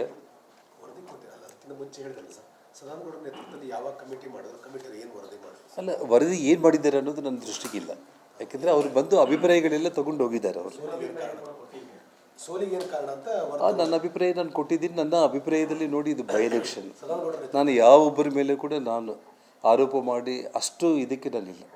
ಇವತ್ತು ನೋಡಿ, ನಮ್ಮ ಕೈಯಲ್ಲಿ ನಾವು ಬೆಳೆಸಿದ್ದವನ್ನ ನಾವು ಇವತ್ತೆಲ್ಲ ನಾಳೆ ಅವನೇನಾದರೂ ನನ್ನ ಬಗ್ಗೆ ಅಪಾರ್ಥ ಮಾಡಿಕೊಂಡು ಏನಾದರೂ ಇನ್ನೊಬ್ಬರು ಬೆಳೀತಾ ಇದ್ದಾರೆ, ಇನ್ನು 10 ಮಂದಿ ಬೆಳೆದು ಬಿಡ್ತಾರೆ, ಜನಾರ್ದನ್ ರೆಡ್ಡಿ ಬಂದುಬಿಟ್ಟು ಅವ್ರು ಹೋಗಿ ಪ್ರಚಾರ ಮಾಡಿದ್ರೆ ಅವ್ನು ಗೆದ್ದುಬಿಡ್ತಾನೆ ಅನ್ನೋ ಭಯ ಅವನಿಗಿದ್ರು ಕೂಡ ನಾನು ಕ್ಲಿಯರಾಗಿ ಹೇಳಿದೆ, ಇದು ಪಕ್ಷ 224 ಮಂದಿ MLAಗಳಲ್ಲಿ ಬಂಗಾರ ಹನುಮಂತನವನು ಒಬ್ಬ ಅಷ್ಟೇ. ಯಾವತ್ತೂ ಕೂಡ ನಿನ್ನ ಸೀನಿಯರಿಟಿ, ನಿನ್ನ ಅಸ್ತಿತ್ವಕ್ಕೆ ಅಲ್ಲ, ಇವಾಗ ನಾವು ಸೋತಿದ್ದೀವಿ, ಈ ಸಮಯದಲ್ಲಿ ಇನ್ನೊಬ್ಬರು ಬೆಳೀತಾರೆ, ಈ ಇನ್ಸೆಕ್ಯೂರಿಟಿ ಅದೇನಾದರೂ ಶ್ರೀರಾಮುಲು ಅವ್ರಿಗೆ ಇತ್ತೋ ಇಲ್ಲೋ ನನಗೆ ಗೊತ್ತಿಲ್ಲ ಅಷ್ಟೇ. ಆದರೆ ನಾನು ಯಾವತ್ತೂ ಕೂಡ ರಾಜಕೀಯವನ್ನು ಮೀರಿ ಯಾವ ರೀತಿ ನನ್ನ ಮಕ್ಕಳ ಮೇಲೆ ನನಗೆ ಎಷ್ಟು ಪ್ರೀತಿ ಇರುತ್ತೇನೋ, ಮಕ್ಕಳ ಮೇಲೆ ಎಷ್ಟು ವಿಶ್ವಾಸ ಇರುತ್ತೇನೋ, ಅಷ್ಟು ವಿಶ್ವಾಸ ಇಟ್ಟಿರೋ ನನ್ನ ವಿಚಾರದಲ್ಲಿ ಇದು ನಾನು ಇನ್ನೂ ನಿಮಗೆ ಕೆಲವೊಂದು ವಿಷಯಗಳು ಇನ್ನೂ ಸಮಯ ಬಂದಾಗ ನೋಡ್ತೀನಿ. ಇವತ್ತು ನಾನೆಲ್ಲ ಈ ವಿಷಯಗಳನ್ನ ನಾನು ತಿಳಿಸಿದ್ದೀನಿ. ಮುಂದೆ ಇನ್ನೂ ಏನೇನು ಹೇಳಬೇಕಾಗುತ್ತೆ ಗೊತ್ತಿಲ್ಲ. ಈ 14 ವರ್ಷದಲ್ಲಿ ಅವರು ತುಂಬ ಮೈ ಮೇಲೆ ಹೇಳ್ಕೊಂಡಿದ್ದಾರೆ ಭಾಳ ವಿಚಾರಗಳು. ನನ್ನ ದೃಷ್ಟಿಗೆ ಬಂದಾಗೆಲ್ಲ ಕೂಡ ಜಸ್ಟ್ ಒಂದು ನಿಮಗೆ ಎಕ್ಸಾಂಪಲ್ಸ್ ಭಾಳ ಇದೆ, ಅದನ್ನು ನಾನು ಆ ಸಮಯ ಬಂದಾಗ ನಾನು ಹೇಳ್ತೀನಿ. ನಾನು ಭಾಳ ವಿಚಾರಗಳಲ್ಲಿ ಇವಾಗ ಮೈ ಮೇಲೆ ಹಾಕ್ಕೊಂಡಿದ್ದಾರೆ. ಏಜೆನ್ಸಿಗಳೇನಾದರೂ ಇನ್ವೆಸ್ಟಿಗೇಷನ್ ಮಾಡೋದಕ್ಕೆ ಬಂದರೆ ವರ್ಷಗಳು ಕೂಡ ಸಾಲಲ್ಲ, ಅಷ್ಟು ಮೈ ಮೇಲೆ ಹೇಳ್ಕೊಂಡಿದ್ದಾರೆ. ಭಾಳ ನಾನು ಹೇಳ್ತೀನಿ ನಾನು ನಿಮಗೆ.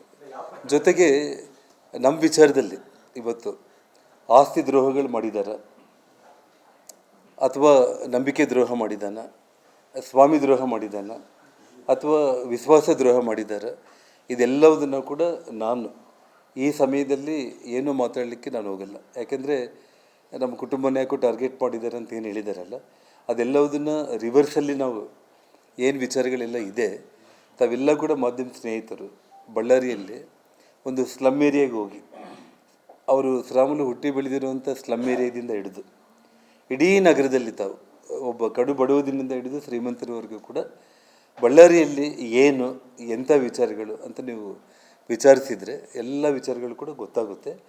ಸಮಯ ಬಂದಾಗ ನಾನು ಎಲ್ಲ ವಿಚಾರಗಳನ್ನ ಕೂಡ ನಾನು ಬಿಡಿಸಿ ನಾನು ಹೇಳ್ತೇನೆ. ಮತ್ತು ಅನಗತ್ಯವಾಗಿ ಏನು ಹೇಳಿ ಏಜೆನ್ಸಿಗಳು ತನಿಖೆ ಮಾಡಿದ್ರೆ ತುಂಬಾ ವಿಚಾರ ಮೈಮೇಲೆ ಇಟ್ಕೊಂಡಿದ್ದಾರೆ ಅಂದರೆ ಅದು ಒಂದು ಭ್ರಷ್ಟಾಚಾರ ಆಗಿರುತ್ತೆ, ಇಲ್ಲ ಕ್ರೈಮ್ ಆಗಿರುತ್ತೆ. ನೋಡಿ, ಅವೆಲ್ಲದನ್ನು ಕೂಡ ನಾನು ಕರೆಕ್ಟಾಗಿ ಸಮಯ ಬಂದಾಗ ವಿತ್ ಡಿಟೇಲ್ಡಾಗಿ ಎಲ್ಲ ನಾನು ವಿತ್ ರಿಪೋರ್ಟ್ಸ್ ಹೇಳುವಂಥ ಸಂದರ್ಭ ಬಂದರೆ ನಾನು ಹೇಳ್ಬೋದು. ಇವತ್ತು ನಾನು ಯಾವುದೇ ಒಂದು ವಿಚಾರದಲ್ಲಿ ನಾನು ನಿಮಗೆ ಒಂದಂತೂ ನಾನು ಹೇಳ್ತೇನೆ, ಭಾರತೀಯ ಜನತಾ ಪಕ್ಷದ ಒಂದು ವಿಚಾರದಲ್ಲಿ ಒಬ್ಬ ಕಾರ್ಯಕರ್ತನಾಗಿ ಪಕ್ಷದ ವರಿಷ್ಠರು ಯಾವುದು ಅವರು ನನಗೆ ಜವಾಬ್ದಾರಿ ಕೊಡ್ತಾರೋ, ಇವತ್ತು ಹನುಮಂತಿಗಾಗಿ ನೀನು ಕೆಲಸ ಮಾಡಿದ್ರೆ ಕೆಲಸ ಮಾಡ್ತೇನೆ. ನಾಳೆ ನಿನಗೆ ಟಿಕೆಟ್ ನಾವು ಕೊಡಲ್ಲ, ಒಬ್ಬ ಸಾಮಾನ್ಯ ಕಾರ್ಯಕರ್ತನಾಗಿ ನೀನು ಇಡೀ ಪಕ್ಷಕ್ಕೋಸ್ಕರ ದುಡಿಬೇಕು ಅಂದ್ರೂ ದುಡಿತೀನಿ. ಶ್ರೀರಾಮುಲನ್ನ ಹೋಗಿ ಗೆಲ್ಲಿಸ್ಕೊಂಡು ಬಾ ಅಂದರೂ ಕೂಡ ಗೆಲ್ಲಿಸ್ತೀವಿ. ಗೆಲ್ಲೋದು ಸೋಲೋದು ಅನ್ನೋದು ಚುನಾವಣೆಯಲ್ಲಿ ಅವರವ್ರ ಶಕ್ತಿಗೆ ಅನುಗುಣವಾಗಿರುತ್ತೆ. ಪಕ್ಷ ನಾಳೆ ಶ್ರೀರಾಮುಲಗೋಸ್ಕರನೇ ನೀವು ಹೋಗಿ ಕೆಲಸ ಮಾಡಬೇಕು ಅಂದರೂ ಕೂಡ ನಾನು ಮನಸ್ಫೂರ್ತಿಯಾಗಿ ನಾನು ಕೆಲಸ ಮಾಡಿ ಪಕ್ಷಕ್ಕೋಸ್ಕರ ಪಕ್ಷದ ವರಿಷ್ಠರ ಒಂದು ಆದೇಶದಂತೆಯೇ ನಾನು ನಡ್ಕೊತೀನಿ. ಯಾಕೆಂದರೆ ತಾವೆಲ್ಲ ಕೂಡ ಮಾಧ್ಯಮ ಸ್ನೇಹಿತರೆಲ್ಲ ಕೂಡ ಹಿಂದೆ ಜನಾರ್ದನ್ ರೆಡ್ಡಿ ಅವರು ಏನು ಹೇಳಿದರೆ ಅದಾಗುತ್ತೆ, ಜನಾರ್ದನ್ ರೆಡ್ಡಿ ಹೇಳಿದ್ದಾಗುತ್ತೆ, ಅದೆಲ್ಲ ಕೂಡ ಹಳೆ ಕತೆ, 20 ವರ್ಷದ ಹಿಂದೆ. ಇವತ್ತು ಜನಾರ್ದನ್ ರೆಡ್ಡಿ ಸಂಪೂರ್ಣವಾಗಿ ಪಕ್ಷಕ್ಕೆ ಇವತ್ತು ತಲೆಬಾಗಿ ಪಕ್ಷದ ಆನತಿಯಂತೆ ಪಕ್ಷಕ್ಕೆ ಒಂದು ಪಕ್ಷದ ವಿಚಾರದಲ್ಲಿ ಒಬ್ಬ ನಿಷ್ಠಾವಂತ ಕಾರ್ಯಕರ್ತನಾಗಿ ನಾನು ಕೆಲಸ ಮಾಡ್ತೀನಿ. ಆಗಲಿ ಇನ್ನೊಬ್ಬರ ಮೇಲೆ ಹೇಳಿ ಮೆಟ್ಲೇರುವಂಥ ಒಂದು ಅವಶ್ಯಕತೆ ನನಗೆ ಇಲ್ಲ. ಸರ್, ನೀವು ಹೇಳ್ತಿರೋ ಪ್ರಕಾರ ಶ್ರೀರಾಮುಲು ಅವರು ಪಕ್ಷ ವಿರೋಧಿ ನೀತಿಗಳನ್ನು ಅನುಸರಿಸ್ತಿದ್ದಾರೆ ಅನ್ನೋ ರೀತಿಯಲ್ಲಿ, ಆಮೇಲೆ ನೀವು ನೋಡಿ ಒಂದು ವಿಷಯ ಬ್ರದರ್, ತಾವು ಅಲ್ಲ ಬೆಳೆಯೋದ್ರ ಜೊತೆಗೆ ನೀವು ಅವ್ರನ್ನ ಬೆಳೆಸಿದ್ದು ಕೂಡ ನಿಜ ಅಂತ ಸಾಕಷ್ಟು ಜನರಿಗೆ ಗೊತ್ತಿದೆ, ಎಲ್ರಿಗೂ ಗೊತ್ತಿದೆ. ಆದರೆ ಈ ಬಿರುಕು ಉಂಟಾಗೋದಕ್ಕೆ, ಈ ರೀತಿಯ ಸಂಬಂಧಗಳು ಒಡಕಾಗೋದಕ್ಕೆ ನಿಮ್ಮದೇ ಅಣತಿ ಕಾರಣನ ಅಥವಾ ಅವ್ರ ಕಡೆಯಿಂದ ಸ್ಟಾರ್ಟ್ ಆಗಿದೆ ಅನಿಸುತ್ತಾ? ಸೊ ನಿಮಗೆ ನಿಧಾನವಾಗಿ ಎಲ್ಲ ವಿಷಯಗಳು ಅದೇ ನಾನು ಹೇಳಿದ್ದೇನೆ. ಅಂದರೆ ಇವತ್ತೇ ನಾನೆಲ್ಲ ಹೇಳಲಿಕ್ಕೆ ನಾನು 40 ವರ್ಷದ ಕತೆ ಒಂದೇ ದಿನದಲ್ಲಿ ಹೇಳೋದು ಕಷ್ಟ. ಸೊ ಮತ್ತು ನಾನು ನೆಕ್ಸ್ಟು ತುಂಬ ಡೀಟೇಲ್ಡಾಗಿ ಆ ಸಂದರ್ಭ ಬಂದಾಗ ತುಂಬ ಡೀಟೇಲ್ಡಾಗಿ ನಾನು ಹೇಳ್ತೇನೆ. ತಾವು ಒಂದು ಮಾತನ್ನು ಇವತ್ತು ಹೇಳಿದ್ದೇನೆ. ಅಲ್ಲಲ್ಲ ನಾನು ಇವಾಗ ಏನು ಹೇಳಿರೋದು, ನಾನು ಏನಾದರೂ ರಹಸ್ಯವಾಗಿ ನಿಮ್ಮನ್ನು ರೂಮಲ್ಲಿ ಕರ್ಕೊಂಡು ಹೋಗಿ ಹೇಳಿಲ್ಲಲ್ಲ ಬ್ರದರ್. ನಾನು ಓಪನ್ ಆಗಿ ಮಾತಾಡ್ತಾ ಇದ್ದೀನಿ. ಸೊ ನೋಡಿ, ಅದು ಆ ಕಾರಣಗಳು ನಾನು ಹೇಳ್ತಾ ಇರೋದು, ಎಷ್ಟೆಷ್ಟು ಕಾರಣಗಳು ಇಟ್ಕೊಂಡು ಅದೆಲ್ಲದನ್ನು ತಗೊಂಡು ಬಂದು ನನ್ನ ತಲೆ ಮೇಲೆ ಇವತ್ತು ಪಕ್ಷ ನೀನು ಹೋಗಿ ಬಂಗಾರ ಹನುಮಂತ ಕೆಲಸ ಮಾಡಿದ್ರೆ ನಾನು ಮಾಡಿದ್ದೀನಿ. ನಾನು ಇವತ್ತು ನಾಳೆ ಶ್ರೀರಾಮುಲಗೋಸ್ಕರ ನೀನು ಕೆಲಸ ಮಾಡಿದ್ರೂ ನಾನು ಮಾಡ್ತೀನಿ. ನಾನು ನೋಡ್ರಿ, ಒಂದು ಶ್ರೀರಾಮುಲು ಬೇಕು ಅಂದ್ರೂ ಬೇಡ ಅಂತಂದರೂ ಕೂಡ ಜನಾರ್ದನ್ ರೆಡ್ಡಿ ಅನ್ನೊಬ್ಬ ವ್ಯಕ್ತಿ ದೃಷ್ಟಿಯಲ್ಲಿ ಯಾವತ್ತಿಗೂ ಕೂಡ ನಾನೊಬ್ಬ ಸ್ನೇಹಿತ ಅಂತ ನಾನು ತೀರ್ಮಾನ ಮಾಡಿದ ಮೇಲೆ ಸಾಯೋವರೆಗೂ ಕೂಡ ನಾನು ಸ್ನೇಹಿತ ಅಂತಲೇ ನಾನು ಟ್ರೀಟ್ ಮಾಡ್ತೀನಿ. ಯಾವತ್ತೂ ನಾನು ಶತ್ರು ಅಂತ ನಾನು ಟ್ರೀಟ್ ಮಾಡೋದಿಲ್ಲ. ಬಟ್ ಆದರೆ ಒಂದು ವಿಪರ್ಯಾಸ ಅಂದರೆ ಶತ್ರುಗಳ ಜೊತೆಯಲ್ಲಿ ಕೈ ಜೋಡಿಸಿ ಇವತ್ತು ನೋಡಿ, ಈಗಾಗಲೇ ಇಡೀ ಬಳ್ಳಾರಿಯಲ್ಲಿ ಒಂದು ದೊಡ್ಡ ಸುದ್ದಿ ಹಬ್ಬಿದೆ. ಇವತ್ತು ಕಳೆದ ಒಂದು ಸುಮಾರು ತಿಂಗಳಿಂದ ನಾನು ಪಕ್ಷ ಬಿಡ್ತೀನಿ ಅನ್ನೋ ಮಾತು ಭಾಳ ತಪ್ಪು. ಅವ್ರು ನಿನ್ನೆ ಮಾತಾಡಿದ್ದು ಬಿಡಬೇಕು ಬಿಡಬಾರ್ದು ಅನ್ನೋದು ಅದು ಅವ್ರ ವೈಯಕ್ತಿಕ, ಅದನ್ನು ಯಾರೂ ಮಾತಾಡಲಿಕ್ಕಾಗಲ್ಲ. ಆದರೆ ಇವತ್ತು ಸಾಕಷ್ಟು ವಿಚಾರಗಳು ಇವತ್ತು ನಿಮಗೆ ನಾಳೆ ನಾಡಿದ್ರಲ್ಲಿ ಎಲ್ಲ ವಿಷಯಗಳು ಕೂಡ ಗೊತ್ತಾಗುತ್ತೆ. ಅವ್ರು ನಿಜವಾಗ್ಲೂ ಹೊರಗಡೆ ಹೋಗಬೇಕು ಅಂತಿದ್ರೆ ಹೋಗೋದಿದ್ರೆ ಹೋಗಲಿ, ನನ್ನ ಮೇಲೆ ಆರೋಪ ಮಾಡಿ ಹೋಗೋದು ಯಾಕೆ? ಅಂದರೆ 40 ವರ್ಷಗಳು ನಾನು ಮಾಡಿರೋಂಥ ಎಲ್ಲದನ್ನು ನೀನು ಬಿಟ್ಟು ಹೋಗಬೇಕು ಅನ್ನೋದೇ ನಿಜ ಆಯಿತು ಅಂತಂದರೆ ನನ್ನ ಮೇಲೆ ನೀನು ಆರೋಪ ಮಾಡಿ ಹೋಗೋದು ಅದೆಷ್ಟು ಸರಿ ಅಂತ ನಾನು ಕೇಳ್ತಾ ಇದ್ದೀನಿ. ಇಲ್ಲ, ಅದು ನೋಡಿ, ಬಳ್ಳಾರಿ ಭಾಗದಲ್ಲಿ ಇವತ್ತು ಜಗಜ್ಜನಿತವಾಗಿ ಮನೆಗೆ ಇವತ್ತು ಆಲ್ರೆಡಿ ಜನ ಮಾತಾಡ್ತಾ ಇದ್ದಾರೆ ಸುಮಾರು ವಿಚಾರಗಳನ್ನು. ಅಂದರೆ ಏನು ಡಿ ಕೆ ಶಿವಕುಮಾರ್ ಅವರು ಸತೀಶ್ ಜಾರಕಿಹೊಳಿ ಅವ್ರನ್ನ ಮಣಿಸೋದಕ್ಕೆ ಯಾರಾದರೂ ಒಬ್ಬರು ಬೇಕು ಅಂತೇಳಿ, ಅದು ಶ್ರೀರಾಮುಲನ್ನ ಹೇಗಾದರೂ ತೊಗೋಬೇಕು ಅಂತೇಳಿ ಶ್ರೀರಾಮುಲಿಗೆ ಇಲ್ಲಿ ಇರೋ ವಾತಾವರಣ ನೋಡಿಕೊಂಡು ಇದೆಲ್ಲ ಕೂಡ ನಾನೇ ಟಿ ವಿಗಳಲ್ಲಿ ನೋಡ್ತಾ ಇರೋದು. ಅದೇನು ನನಗೆ ನೇರವಾಗಿ ಬಂದು ಯಾರೂ ಹೇಳಿದ್ದಂತಲ್ಲ. ನಾನು ಹೇಳ್ತಾ ಇರೋದೇನೆಂದರೆ, ನೀವು ಇರಬೇಕಾ ಬಿಡಬೇಕಾ ಅದು ನಿನಗೆ ಮತ್ತು ಪಕ್ಷಕ್ಕೆ ಬಿಟ್ಟಿತ್ತು. ಇದು ಜನಾರ್ದನ್ ರೆಡ್ಡಿ ವಿಚಾರ ಅಲ್ಲ. ಇದು ಅಲ್ಲ, ನಾನು ಹೇಳ್ತಾ ಇರೋದು ನನ್ನ ವಿಚಾರ ಅಲ್ಲ. ಅದು ನಿನ್ನ ಮನಸ್ಸಿಗೆ ಏನು ತೋಚುತ್ತೆ, ಏನು ಅನ್ನುತ್ತೆ, ಇರಬೇಕಾ ಅಥವಾ ಕಾಂಗ್ರೆಸ್ಗೆ ಹೋಗ್ತೀರಾ, ಇನ್ನೊಂದಕ್ಕೆ ಹೋಗ್ತೀರಾ, ಇನ್ನೊಂದು ಯಾವ ವಿಚಾರ ಏನನ್ನೋದು ಅದು ನಿನಗೆ ಬಿಟ್ಟಿತ್ತು. ಯಾಕಂದರೆ ಅದು ವ್ಯಕ್ತಿ ಸ್ವಾತಂತ್ರ್ಯ ಅನ್ನೋದು ಇರುತ್ತೆ. ಆದರೆ ಹೋಗ್ತಾ 40 ವರ್ಷಗಳ ಕಾಲ ಜನಾರ್ದನ್ ರೆಡ್ಡಿ ಮಾಡಿದ್ದೆಲ್ಲದನ್ನು ಕೂಡ ಬೂದಿಯಲ್ಲಿ ಆಗಿಬಿಟ್ಟು ನೇರವಾಗಿ ನನ್ನ ಮೇಲೆ ಆರೋಪ ಮಾಡಿ ಹೋಗ್ತಾ ಇರುವಂಥದ್ದು. ನಾನು ಕೊನೆಗೆ ಹೇಳೋದಂದರೆ ಇಷ್ಟೇ, ಭಗವಂತನ ಮುಂದೆ ಹೋಗಿ, ಆ ತಾಯಿ ಬಳ್ಳಾರಿ ದುರ್ಗಮ್ಮನ ಮುಂದೆ ಹೋಗಿ ಮೊಣಗಾಲ ಮೇಲೆ ಬಿದ್ದು ನನ್ನ ಸ್ನೇಹಿತನಿಗೆ ನಾನು ಭಾಳ ಆರೋಪಗಳು ಮಾಡಿದೆ. ನಾನು ದ್ರೋಹ ಮಾಡಿದೆ, ತಾಯಿ ನನ್ನ ಕ್ಷಮಿಸು ಅಂತೇಳಿ ಕಣ್ಣೀರಿಂದ ಹೋಗಿ ಆ ತಾಯಿಯನ್ನು ಪ್ರಾರ್ಥನೆ ಮಾಡಿಕೊಂಡ್ರೆ ಏನಾದರೂ ಆ ಭಗವಂತ, ಯಾಕೆಂದರೆ ನಾನು ಕರ್ಮ ಸಿದ್ಧಾಂತವನ್ನು ನಂಬಿರುವಂಥವ್ನು. ನಾನು ಮೊದಲಿಂದ ಕೂಡ ಯಾರು ಏನೇ ಹೇಳಿದರೂ ಕೂಡ ಸಿದ್ದರಾಮಯ್ಯವರು ಹೇಳ್ತಾ ಇರ್ತಾರೆ, ಇಷ್ಟೆಲ್ಲ ವಿಜ್ಞಾನ ಬೆಳೆದಿದೆ, ಇಷ್ಟೆಲ್ಲ ಆದರೂ ಕೂಡ ಇನ್ನೂ ಕರ್ಮ ದೇವರು ಅಂತ ಇನ್ನೂ ನಂಬ್ತಾರ ಅಂತೇಳಿ ಮೊನ್ನೆ ಒಂದು ತಿಂಗಳ ಹಿಂದೆ ಯಾವುದೋ ಒಂದು ಸಭೆಯಲ್ಲಿ ಮಾತಾಡ್ತಾಯಿದ್ರು. ಆದರೆ ನಾನು ಹೇಳ್ತಾ ಇದ್ದೆ, ಕರ್ಮ ನಾವು ಭಗವದ್ಗೀತೆಯಲ್ಲಿ ನಮ್ಮ ಪುರಾಣಗಳಲ್ಲಿ ಕರ್ಮ ವಿಚಾರದಲ್ಲಿ ಸಂಪೂರ್ಣವಾಗಿ ನಂಬಿಕೆ ಇಟ್ಟಿರೋರು ಜನಾರ್ದನ್ ರೆಡ್ಡಿ.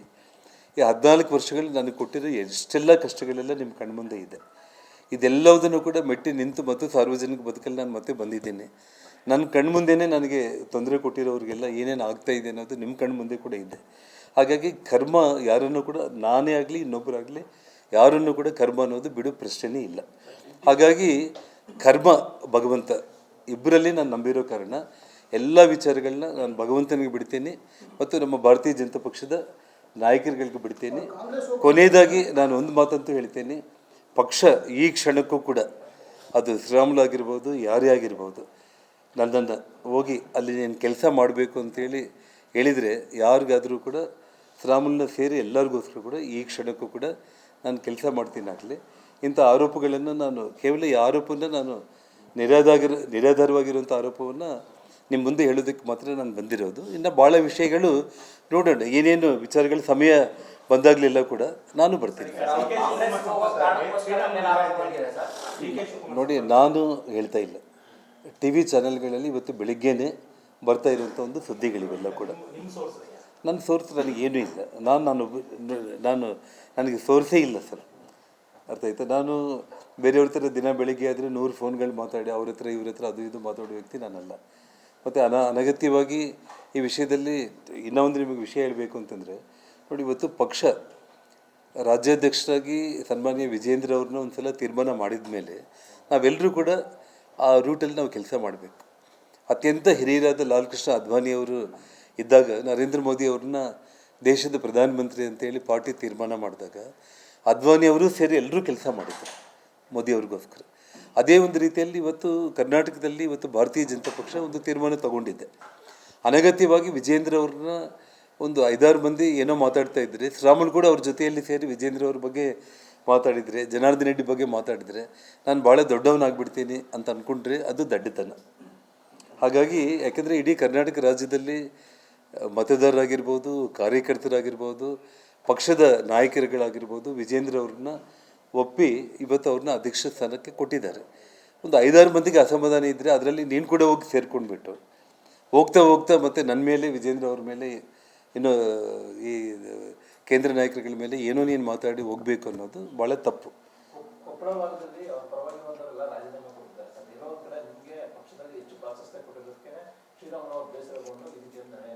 ನೋಡಿ, ನನ್ನ ಪಕ್ಷದಲ್ಲಿ ಸರ್, ನೋಡಿ, ಇವೆಲ್ಲ ಕೂಡ ನಾನು ಒಂದು ಮಾತನ್ನು ಹೇಳ್ತಾ ಇದ್ದೀನಿ ಬ್ರದರ್. ನಾನು ಜನಗಳಲ್ಲಿ ನಾವು ವಿಶ್ವಾಸ ಗಳಿಸ್ಕೊಂಡಿದ್ರೆ, ಜನರ ಪ್ರೀತಿ ನಮಗಿದ್ರೆ, ಅರ್ಥ ಆಯ್ತಾ? ಇವೆಲ್ಲ ಕೂಡ ಯಾವುದು, ಈ ಮಾತುಗಳೆಲ್ಲ ಕೂಡ ಸುಮ್ಮನೆ ಅದು ಹೇಳ್ತಾರಲ್ಲ, ಕುಣಿಯೋದಕ್ಕೆ ಕೈಲಾಗದೆ ನೆಲ ಡೊಂಕಂತೇಳಿ ಏನು ಹಿರಿಯರು ಹೇಳ್ತಾರಲ್ಲ, ಆ ರೀತಿ ಕುಣಿಯೋದಕ್ಕೆ ನಮ್ಗೆ ಕರೆಕ್ಟಾಗಿ ಕೆಪಾಸಿಟಿ ಇತ್ತು ಅಂತಂದರೆ ಇನ್ನೊಬ್ಬರ ಮೇಲೆ ಯಾಕೆ ನಾವು ಬಿದ್ದಾಳ್ತೀವಿ? ನಾವು